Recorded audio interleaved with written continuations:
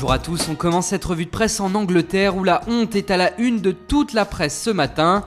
Lors du derby de Londres opposant West Ham à Chelsea hier soir, victoire des Hammers. Les hooligans étaient de retour, jets de sièges ou de bouteilles entre les deux camps, mais aussi sur les stadiers. Qui plus est, ces violences se sont déroulées dans le stade olympique de Londres qui héberge depuis peu le club de West Ham. Le Times souligne ici que cette enceinte était celle des Jeux Olympiques en 2012 et qu'elle est dorénavant aux mains des hooligans.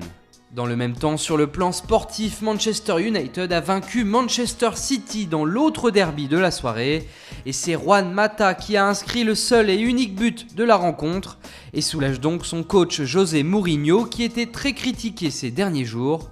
Pour Pep Guardiola, c'est une série de 6 matchs sans victoire et c'est la première fois que cela lui arrive dans sa carrière d'entraîneur. Au sujet de Wayne Rooney abonné au banc de touche cette saison, il pourrait quitter Manchester dès janvier et sa destination commence à se préciser. Si les clubs chinois sont prêts à lui offrir un pont d'or pour l'attirer dans leur championnat, une nouvelle piste européenne fait son apparition ce matin. Il s'agit de l'Inter Milan comme le rapporte le Mirror qui cite une source italienne. En Italie, l'histoire continue pour Franck de Boer et l'Inter. Icardissimo sauve son entraîneur en inscrivant un doublé face au Torino. Pour rappel, le coach néerlandais était sur la sellette avant la rencontre. Laurent Blanc était même fortement pressenti pour le remplacer. Du côté de l'Espagne, As fête la belle victoire du Real Madrid 7-1 en Coupe du Roi. Mais ce qui fait la une, c'est le but exceptionnel de Nacho qui fait forcément penser à celui de Zinedine Zidane en finale de la Ligue des Champions. Zizou lui-même a déclaré que celui de Nacho était encore plus beau que le sien en 2002.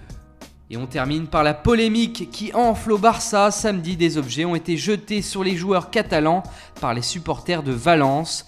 Suite à cela, les Barcelonais ont souhaité se défendre. Ils refusent de dire qu'ils ont provoqué le public. Ce matin, le journal pro-valencien Super Déporté rappelle à juste titre que les supporters Blaugrana avaient fait bien pire en 2002, jetant notamment une tête de cochon sur la pelouse pour le retour de Luis Figo au Camp Nou sous le maillot du Real.